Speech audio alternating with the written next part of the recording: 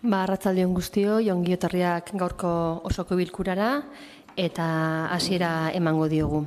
Lehenengo puntuan 2022ko urriaren 4ko bilkurari dagokion akta laburra irakurri eta onartzea. Aktaren gainean ez baldin badago apartekorik, onartutzat ematen dugu. Bigarren puntuan 2021ko kontu orokorraren onarpena hala badagokio. 2022ko martxoaren 31an 2021ko likidazioa onartu zen. Uztailaren 13an barne antolaketako batzordean 2021 urteari dagokion kontu orokorra aurkeztu zen eta jendaurrean jarri zen 15 egunez. Horiek horrela, barne antolaketaren batzordeak honako hau proposatzen du. Osoko bilkurari aurkeztea Arrasatek Udalaren 2021ko kontu orokorra onar dezan. Kontu orokorra herri kontuen Euskal Epaitegiari emango zaio. Interbentzioak puntu honen gainean? Ez, onartutzat ematen dugu. Hirugarren puntuan aurrekontua betearazteko arauaren aldaketaren hasierako onarpena hala badagokio. Aurrekontua gauzatzeko araua aldatzeko proposamena eginda. Kreditu gehigarrientan lehendakariak izango duen eskumena aldatzeko. Horiek horrela, barne antolaketaren batzordeak honako hau proposatzen du. Udalbatzarrara eramatea aurrekontua gauzatzeko arauaren aldaketa. Puntu honetan, badago zerbait esatekorik? Ez, orduan onartutzat ematen dugu. Eta laugarren puntuan, 19. kreditu aldaketaren hasierako onarpena hala badagokio. Aurrekontuaren barnean, kreditu gehigarrien bidez, kredituak aldatzeko izapidetzen ari den espedientea aztertu da. Kreditu gehigarriak finantzatuko dituzten sarrerak bat datoz espedienteari aplikagarria zaion araudian aurreikusitakoarekin, eta oso-osorik finantzatzen dute gastu gehikuntza. Horiek horrela, barne antolaketaren batzordeak honako hau proposatzen du. Bat, onartzea aurrekontuko kredituak aldatzeko espedientea, kreditu gehigarriak modalitatekoa, 909.500 eurokoa. Bi, aipatu espedientea, jendaurrean jartzea 15 egun balioduneko epean, interesdunek aztertu eta egoki iritzitako erreklamazioak aurkezteko. 3. Jendaurreko epean ez bada aurkezten inolako erreklamaziorik hasierako akordioa behin betiko onartutzat joko da. Puntu honetan, badago interbentziorik, Maider? Bai, atzaldeon danoi guk bozketa eskatuko dugu, baina, aldez aurretik gureko geuke buin gure lankideari zorionak emutea, ama izan dalako, haur txikitxo batena, eta zorionak ez dakit ikusten ibiliko da, baina zorionak.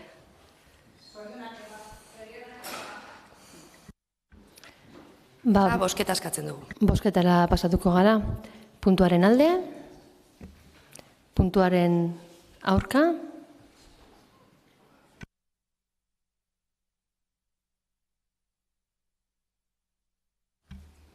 Hamaika baiezko eta 8 ezezko. Onartua gelditzen da. 5. puntuan, irailaren 30ean 2022ko urteko aurrekontuaren egoeraren berri ematea. Hau berri ematea da. 6. puntuan ere, TGBak 2022ko 3. hiruhilabeteetan onartutako kreditu aldaketen espedientein buruzko informazioa. Hau ere informazioa da eta bertan daukazue. 7. puntuan, besti berri emate bada, 3. hiruhilabeteko batazbesteko ordainketa epearen berri ematea. Hor ere daukazuena, 8. puntuan, hiri garraioaren emisio txikiko eta eraldaketa digital eta jasangarriko eremuak esartzeko udalerriei laguntzak emateko programaren barruan diru laguntza eskaeraren zuzenketa berrestea. Estatuko aldizkari ofizialean 2022ko uztailaren 26an argitaratu da hiri garraioaren eta mugikortasunaren emisio txikiko eremuak eta eraldaketa digital eta jasangarria esartzeko udalerri zuzendutako laguntza programaren 2022ko ekitaldiko deialdia. Europar Batasunaren funtsak finantzatutako suspertze, transformazio eta erresilientzia planaren esparruan. Eskaerak zuzentzeko epea izan da 2022ko urriaren 24tik 31. Horiek horrela, N22/1152 alkatearen ebazpenaren bidez, erabaki da, bat, Arrastek udalak diru laguntza eskaera egitea, deialdi horretan honako jarduketa hauek sartuta. Bat, Musakola eta Santa Teresa arteko mugikortasun vertikala. Bi, Bidegorria Araba etorbidearen eta foruen plazaren artean. Bi, onartzea udalak parte hartzea eta 2022ko ekitaldiari dagokion deialdia onartzen eta argitaratzen duen 2022ko urriaren 26ko estatuko aldizkari ofizialean argitaratutako ministro aginduaren laburpenak arututako prozedura. Hiru, udalak konpromiso hartzen du hurrengo ekitaldietan diru laguntza eskabidean jasotako jarduketak gauzatzeko beharrezkoak diren aurrekontu zuzkidurak onartzeko.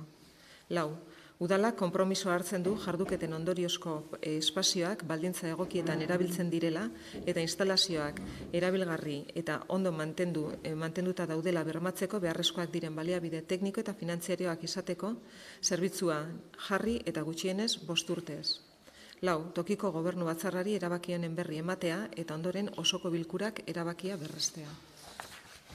Puntu honen gainean, zerbait esatekorik ez dago, onartutzat ematen dugu. 9. puntuan, lan-poltsak kudeatzeko araudia aldatzeko proposamena. Arrastek udal batzarrak 2009ko abenduaren 3an onartu zuen lan-poltsak kudeatzeko araudia. Araudi hori berrikusi eginda gaur egungo arau antolaketa eta gizartean dauden eskakizunetara egokitzeko. Horiek horrela, barne antolaketaren batzordeak honako proposatzen du. Bat, hasiera batean onartzea Arrastek udaleko lan-poltsak kudeatzeko araudiaren aldaketa. Bi, dokumento hori jendaurrean jartzea 30 egunez, iragarkia Gipuzkoako aldizkari ofizialean argitaratzen den egunetik aurrera. Interesdunek bidezkotza jotzen dituzten alegazioak eta iradokizunak egin ditzaten. Jendaurreko erakustaldian erreklamaziorik edo iradokizunik aurkeztu ezean, behin betiko onartutzat joko da araudiaren aldaketa udalbatzarrak akordiorik hartzeko premiarik gabe. Puntu hontan, badago interbentziorik? Ez dago. 10. puntuan, 2022 urteko ordainsariak eguneratzeko proposamena.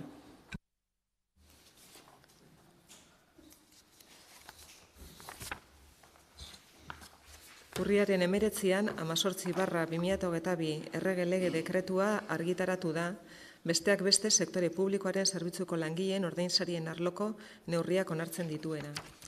Horiek horrela, barne antolaketaren batzordeak honako proposatzen du. Udal honen zerbitzura dauden langileen 2022ko ordainketek izatea 1,5%ko gehikuntza gehigarria. 2022ko urtarrilaren 1eko aurrerako eraginarekin. Puntu honetan, interbentziorik ez dago. 11. puntuan, Juan Arzamendi musika etxea birgaitzeko exekuzio obrari, 2. fasea obrak jarraitu eta bukatzeko dagokion harrera akta sinatu izanaren berri ematea. Hori ere berri ematea da. 12. puntuan, Gipuzkoako taxien elkartea, Agitax eta Getaxi 2023ko urterako herriko taxi tarifak proposatzea. Agitax elkarteak eta Getaxi Gipuzkoako taxisten elkartea bidatzi aurkeztu dituzte. Proposatzen dute 2023 urterako autotaxi zerbitzuaren hiri tarifak urrenez urren 10% eta 10,8% igotzea 2022 urtearekiko. Adierazi, erreferentzia bezala hartzen den egutegiei tartean, 2021ko uztaila eta 2022ko uztaila, Gipuzkoako KPIa 10% izan dela. Horiek horrela, obra zerbitzu mantentze eta auzoetako batzordeak honako proposatzen du. Bat, onartzea Agitax elkarteak aurkezturiko autotaxiaren 2023ko hiri tarifak. Bi, tarifak onartuz gero, Eusko Jaurlaritzako ekonomia eta ogasun saileko ekonomia eta plangintza zuzendaritzari bidaltzea. Batetik, tarifak berraztertzeko hasierako espedientea eta bestetik akordio honi buruzko ziurtagiria aztertzen ari garen tarifak berraztertzeko espedientearen tramitazioa egiteko. 2023 urterako 10% igoera dakartenak 2022 urtearekiko. 3. Akordioaren jakinarazpena bidaltzea debagoieneko mankomunitateari eta Agitax eta Getaxi Gipuzkoako taxisten elkarteari. Puntu hontan, interbentzioak ez daude, orduan onartuzat ematen dugu. 13. puntuan, alkatearen ebazpenen berri emateak dira eta hor dituzue. 14. puntuan, herriko haur parkeetan elementu naturalak integratzeari buruzko mozioa, Arrasateko haur eta guraso asanbladak aurkezturikoa.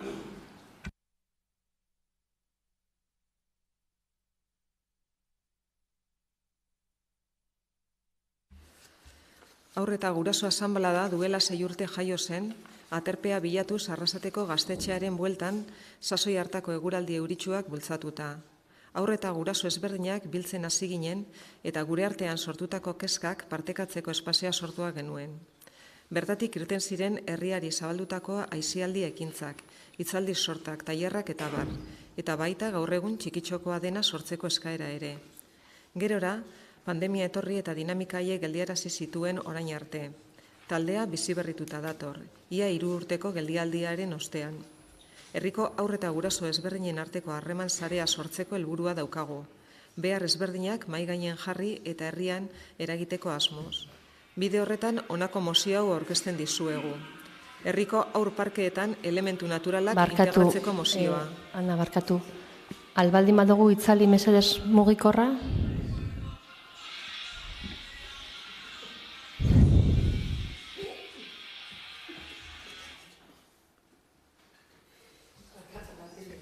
Bai, venga, eskerrik asko. Azalpena. Aprendizeseko haur parkearen aukeraketa dela eta haur eta guraso asanbladatik urrenko gogoeta eta kexa adirazi nahi genioke Arrasateko udalbatzari. Ados gaude gure herriko jolas parkeak eraberritzearekin, herrian prozesu parte hartzaileak sustatzearekin eta denon iritzia kontutan hartzearekin, baina ez gaude ados proposatzen diren jolas parke ereduekin. Azken urteetan Arrasaten berriztu diren haur parke guztien ereduak molde jatorri helburu berdinekoak direla ikusi dugu. Proposatzen diren haur parkeak elementu artifizialez osatutak daude gehien bat. Denak kautxosko lurzoruaz, kolore biziekin eta plastiko edo metalesko egiturak gaientzen dira. Alde batera uzten dute egurraren naturaltasuna, goxotasuna eta leuntasuna, eta lurzoru naturalaren aukera. Jolas parke guzti hauetarako lurzorua kautxoskoa da. Petroliotik eratorritako materiala, guztiz homogeneoa. Beraz, haurrak irudimen eta jolas aukera gutxirekin aurkitzen dira. Izan ere, kautxoari ezin zaio lurrari bezala ur pixka bat gehitu buztinezko sopa aberatzak egiteko. Eta ezin zaio belartxo bat kendu sopa horri fideoak eranzteko. Ezin dugu makilatxo bat hartu, arearen gainean eguzki handiak edo nabigatzeko itsasontzi erraldoiak marrasteko. Ez da gure lehen letrak lurrean idatzi ere, irakurketa idazketa maitatzeko aproposa.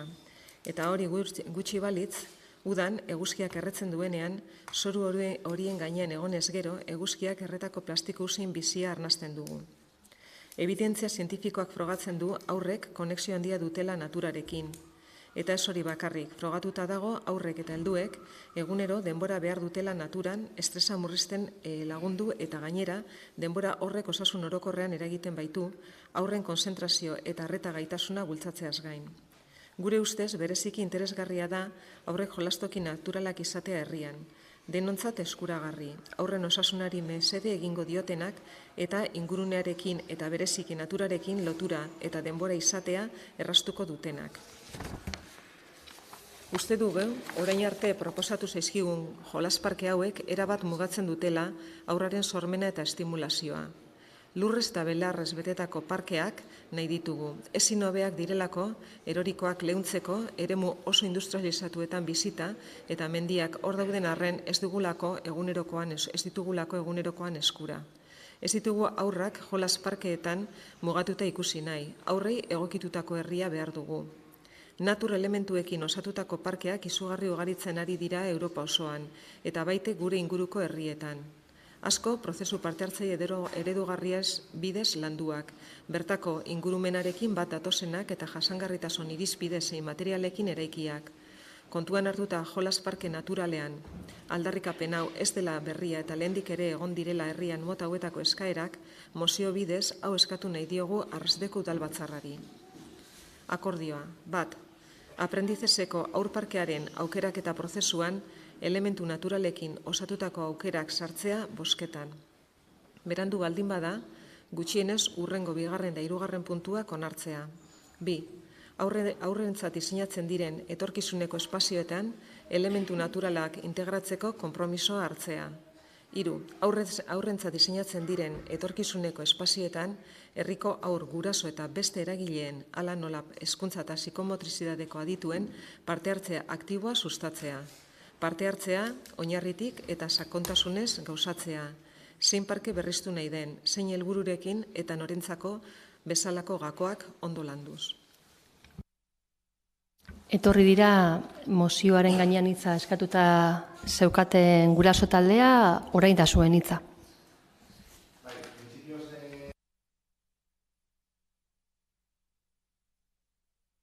Duratzen baldin bazarete atrilera, mikrofonoa izango dezute eta horrela itzulpena egin ahal izango da eta grabatu egingo da baita ere. Eskerrik asko. Bai, eskerrik asko. Bai, entzuten da? Bai. Ia, printzipioz erabaki duguna da hitza ez hartzia, testuak nahiko argi azaltzen dau zeintzu den gure eskaerak, eta, bueno, eztabaida segunetan undi doan eta zer hitz egiten duzuen, horren arabera hartuko dugu hitza. Bai, hori ez da posible. Araudiak dino, hitza zuek daukazuela, ondoren gure arteko interbentzioa da eta ondoren da bozketa. Eta gero hitza hartu nahiko bazenute, azkeneko puntuan izango litzateke galderregoen puntuan. Galderregoen aurretik beste mozio badago eta ondoren bai izango zenukete zuek hitza hartzeko aukera.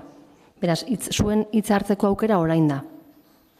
Bueno, ez dakit, guk egin genuen eskaera, haur eta guraso asanblatik, uste dute nahiko garri azaltzen dela zinten gure eskaera, eta espero dugu aintzat hartzea, eta hemendik aurrera egiten diren parketan, eskatu ditugun eskakizuna kontutan izatea. Uste dugu oso garrantzitsua dela, umeak erdigunean jartzea, eta hor mozioan ez da aipatzen, baina udalarekin izan genuen bilera batean aipatu genion, gure eskaerak ez da zela bakarrik izango, ez direla bakarrik izango parken inguruan, baizik eta beste eskaera batzuk baduzkagu, umeak nahi ditugulako herrian zaintzan eta erdigunean jarri, eta zaintzan nahi dugu erdigunean jarri, eta hau izan da bat, aurrerantzean ere hemen egongo gara, eta beste emozio batzuekin ere umeen hitza bermatu nahi dugu. Aipatu genuen ere udalan gure ideia dela edo gure eskaera dela ez bakarrik parkekin, baizik eta sortzen diren beste arazo guztien aurrean mahai bat osatzea nun aurren iritzia kontutan hartzen den, eta mahai horretan egon barko liratekela eskola ezberdinak, profesionalak, teknikariak, udal agintariak, eta gu geu eta umeen ahotsa ere bai, ez? Falta montatzen genuela horrelako erabakiak hartzerako orduan, horrelako mahai bat izatea. Hori da pizka bat komentatu nahi genuena. Eskerrik asko. Eskerrik asko orain interbentzioen txanda irekiko dugu. Bai, Anuska? Bai, arratsalde on guztioi, mahai honen bueltan zaudeten zinegotze guztioi, arratsalde on, eta baita ere nola ez, gaur osoko bilkura honetara gerturatzen zareten guztioi. Eta, lehenik eta behin eskerrak eman lehenik guraso elkarte honi, gurekin partekatzagatik zuen mozioa, zuk ondo esan dozun bezala udaletxe honetako udal gobernuko pertsona batzuek, besteak beste alkateare zuekin bilduta egon da. Hor egia da argi eta garbi adierazten dezutela mozio honetan, egia da azken urteetan hainbat haur parke eraberritu dela, egia da baita gabezi badagoela zuek esaten dezutenez, elementu natural horien dauzkaten parkeak hori egia da gaur-gaurkoz hortan gabezi badaukagula, baina bileran adierazi genizuen bezala aprendizajekoan ez da posible, baina hurrengokoan gure konpromiso irmoa adierazi genizuen kontutan hartzearena, eta baita ere zuk esaten zenun bezala ez dela bakarrik ez, parketaz, ez dezutela bakarrik parketaz hitz egiten, baizik eta guk ere ados gaude, eta benetan eskertzekoa da, guraso talde bat, pertsonak herritarrak, arrasatarrak izatea, udal honetan parte hartzen dugun plangintza, politika, erabaki ezberdinetan gurekin partekatzeko, gurekin aztertzeko eta gehiak gurekin lantzeko. Udal gobernu honetatik gure eskua baita luzatzen dizuegu, berriz ere eskerrak eman, eta badakizute hor daukagula, hemen udaletxean batzordetan antolatzen gara barne lanak egiteko, emango diogu forma nola lanketa hori zuekin nola egin, baina hemen daukazutela baita gure eskua zabalik, eta berriz ere eskerrak eman, eta noski gure boska baiezko izango da zuek aurkezten dezuten mozioari. Beste interbentziorik, Maider? Bai, atzalde hon, danoi, eta nuskak esan dauen bezala zorionak, zuen lanagatik eta zuen eskariagatik, pena da prentzan urten behar izatea hemen jarritxa gaudenok reakzionatzeko, postenaz, entzun duten hitzen gatik, posten gara, Arrasteko EH Bildu posten da, eta, informatu nahi dizuegu, bai, igazko, fanzal legealdian, eta bai, aurtengo legealdian baita ere, baina bider eskatu izan dugula guk, parke bakoitza egindanean, elementu naturalak sartzia, edo elementu naturalaz egindako edo jositako parke bat izatea. Bai, Legarreko parkian, Gezalibarrekoan, Uribekuan, eta beti, azkenengora arte, uste dut, ezta? Aprendizesekuan baita eskatu zan. Gezalibarrekoa egin zanean, azkenian lortu genuen parte hartze prozesu horretan egon ziren ereduetako bat naturala izatea, baina, karo, bosketak dienez dien bezala, ez da beste batzuen zain erakargarria izan umeentzako. Bi erantzun eman digu beti gobernuak, honen aurrian izan dela, mantentzea saia dela, mantenua behar duela eta mantentze horretan teknikoki etzala ikusten, eta hau ez dela gobernuaren eredua. Beste eredu baten aldekoak zirela. Eta hori entzun izan dugu 4 urtetan parke guztietan hori, baina ikusten dut aldatu dela eredu hori eta posten gara. Guri dagokigunez, herri bizi eta bizirrigarri baten aldeko politikak bultzatuko ditugu, ez bakarrik elementu naturalak jolasparkeetan integratuz, baizik eta hirigintzan orokorrean. Hau da, aurren ikuspegia eta gurasoen ikuspegia ez natur elementuen aldetik, baizik eta beren ikuspegia beste arlo batzuetatik bebai, zeharkako lerro bat eta arlo guztietan behar dan ikuspuntua kontutan hartzeko politikak, kontutan hartzen dituzten politikak aurrera ataratzeko lan egiten dugu hemen, eta gustatuko litzaiguke hori aurrerantzean horrela izatea bebai.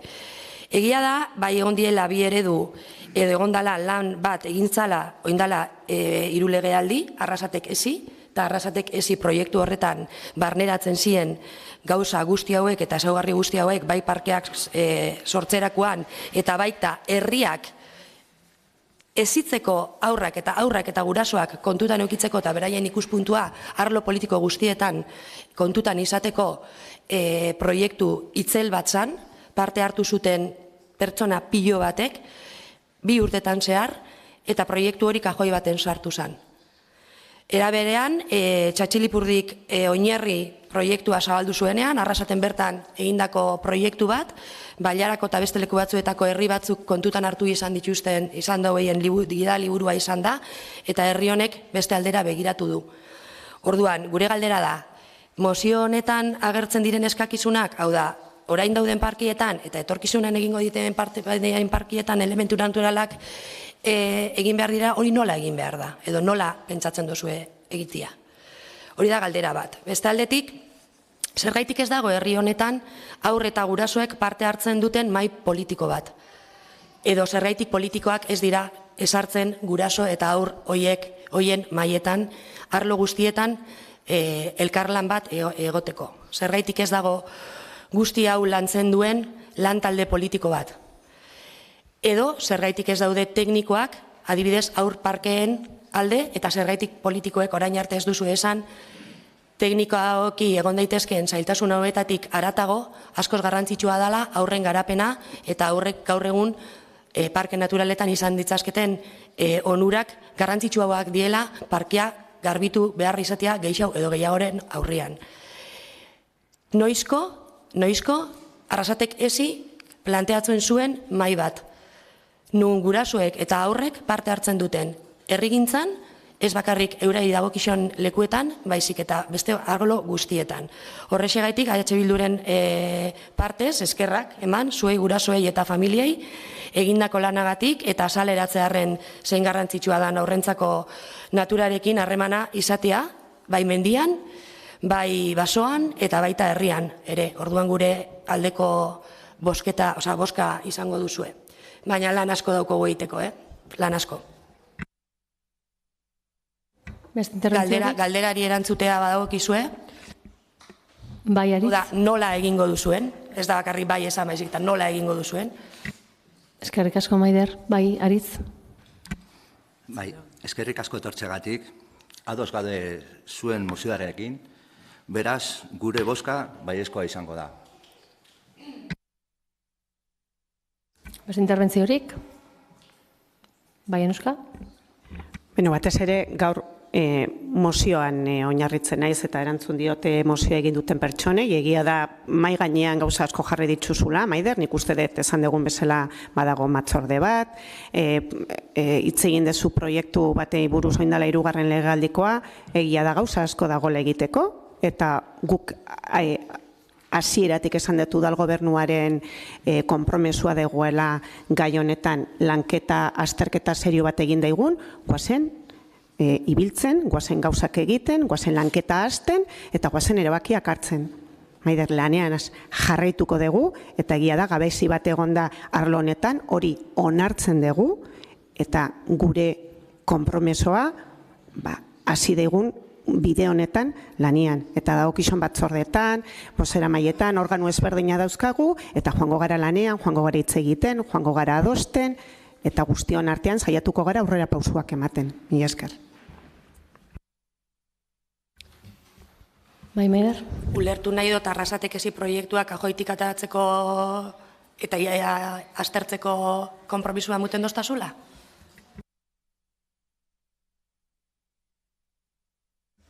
Bueno, bozketara pasatuko gara, mozioaren alde. Bai. 19 baiezko.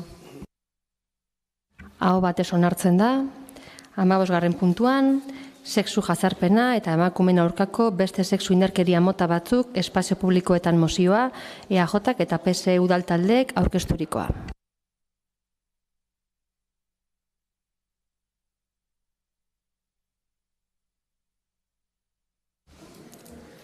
Azaroaren 25ean emakumeen beraien eskubidea aldarrikatu nahi dugu. Espazio publikoa berdintasun baldintzetan erabiltzeko eta horiez gozatzeko. Herritartasun osoari dagokien eskubideak bermatze aldera. Hitz batez, norberaren askatasun individual eta kolektiboaren garapena bermatzea.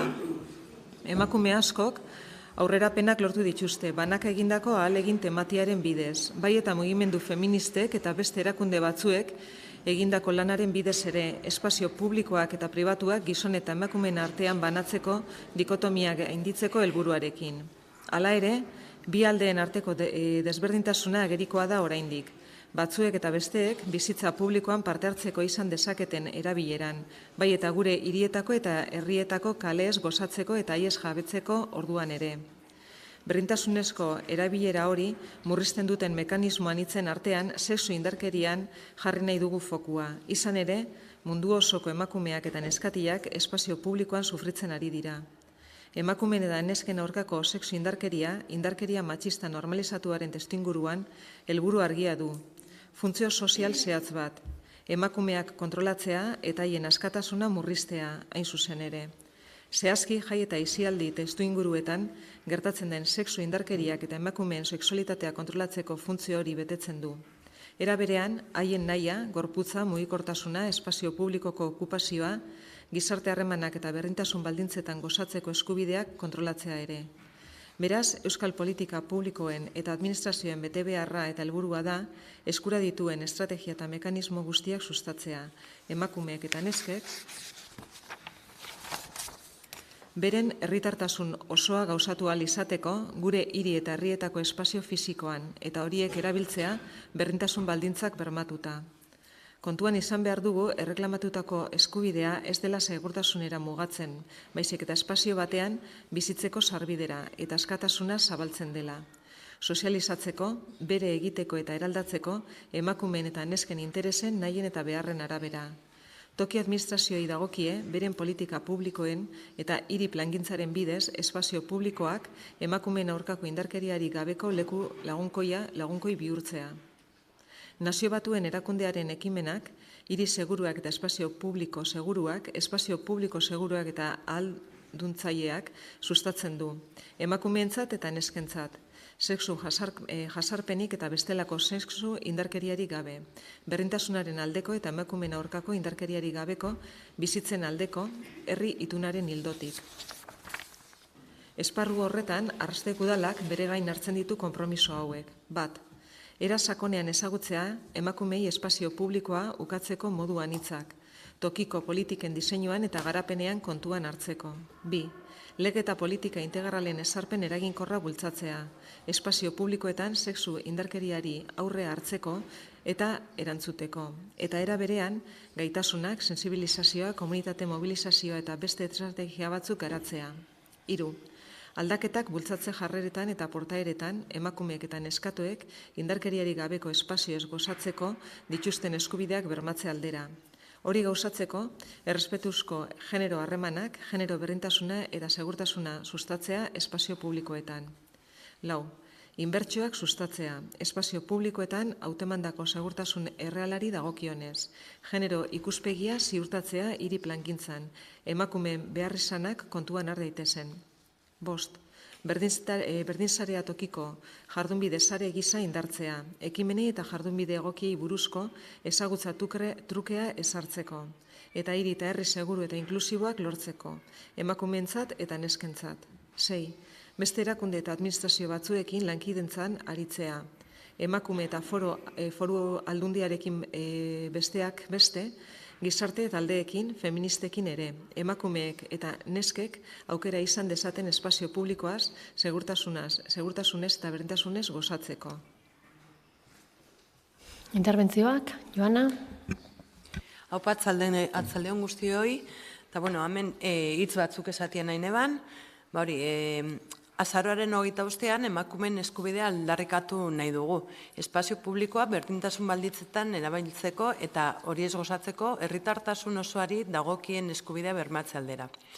Emakumeen eta nesken aurkako sexu indarkeria matxista normalizatuaren testu inguruan helburu argia du, funtzio sozial zehatz bat, emakumea kontrolatzea eta haien askatasuna murriztea, hain zuzen ere. Horregaitik, indarkeria mota ororen aurka gaudela adierazi nahi dugu, eta bat egiten dugu berdintasunean eta indarkeriari gabe etorkizuna aldarrikatzen duten ahots guztiekin. Agian ez dago sobera gogoratzea, emakumeek ez dutela biktima izan nahi, ez dugu biktima izan nahi, ez dugu ausart izan nahi, aske izan nahi dugu baizik. Eskerrik asko. Interbentziorik, Maider? Bai, guk mozio honen aurrean abstentziora joko dugu, ez gaudelako edukiarekin bat, baizik eta urtetik urtera hemen hartzen dien konpromisoak ez direlako betetzen. Nahiago dugu 2021an egin zan adierazpen instituzionala, areketzeuken inolako konpromisorik, eta mobilizazioetara deitzen zauen herria, eta hobe da olako adierazpen bat, konpromisoak hartzen dituen bat, baino gero betetzen espaldin badira. Orduan, konpromiso hutzak hartzeko, EH Bilduk ez du bai eskorik emango. Feminismoa eta indarkeria matxistaren aurkako borroka ez da izan gobernu honen, ero ez da gobernu honen lehentasuna. Hori ikusten da, ez dauela aurrekontuetan inolako igoerarik, ez da inolako politika berriak sortzen, ez direla inolako proiektu berriak, inolako kreatibidade politikorik, ez dago inolako kreatibidade politikorik gai honen arloan, dauzen zerbitzuak aholkularitza juridikoa esik, apur bat indartu indala ez dira indartu, eta honetarako adibidez beharrezkoa da, bai baliabide materialak eta bai pertsonalak. Baina urte daramagu, hasieratik ez legealdi honetatik ez baizik eta azkenengo bigarren legealditik emakume txokoaren kokapenaren aldaketa eskatzen. Ezin da egin indarkeria matxistaren kontrako politika bat, emakume txokoak ez baldin bauko segurtasunik. Ez bada egokia eta ez bada segurua dauen lekua. Nola egingo dozu hori? Emakume txokoan egonda. Hortik hasi behar gara. Eta hau ez da egin. Eta horri ez totzazu inolako interbiderik eman. Inolakorik. Eta baliabide pertsonaletan gutxi inda indarkeria matxistaren kontra aurka egiteko. 2019an hartu zauen zuek hemen konpromiso bat zala puntu beltzak zerrendatzeko eta puntu beltzorrik zuzentzeko. Mozio hau, zuek eskatu dozuena, zuzenki lotuta dau horrekin. Nun dau konpromiso horren betetzea? Nun dau? Hau 2019an izan da, 2022an da gauz. Badau txostenik, ia berzen herri honetan nun dauzen puntu beltzak? Ze leku eta ze pasabide eta ze kantoi dien arriskutsuak emakumeentzako eta zer egin behar da nor? Horin barik dau. Eta ez da intzaia. Horregaitik esaten dugu, zuentzako ez da lehentasuna. Ez da lehentasuna, ez doko prioridaderik. Ez feminismoak, ez indarkeria matxistaren kontrako borrukak. Aholkularitza juridikoa errefortzatu dan arren, uste dugu, makina bat politika indartu behar diela gai honetan, zoritxarrez lakra ondixea delako, ez bakarrik arrasaten beste leku batzuetan baita ere, baina lakra honek gainera gazterixia jotzen ari da modu oso bizian. Eta alde horretatik lan asko egin behar da. Faltan botatzen dugu baita ere, indarkeriaren kontrako politika bat transversalki, bai etxe barruan eta bai kanpoan, baina etxe barruan ere transversalki inolako lanik ez da egin. Ez hezkuntzan, ez hirigintzan, ez barne batzordean bez. Ez dugu uste politika eraginkor bat egiten ari zaretenik gai horren inguruan, eta arazo hau eta beste batzuk konpondu ezean, honen aurrean, eskerrak emain nahi dizkiogu, bai emakume txokoan lan egiten duten langileei, eta bai indarkeria matxistaren kontra lan egiten duten beste udal langile askori.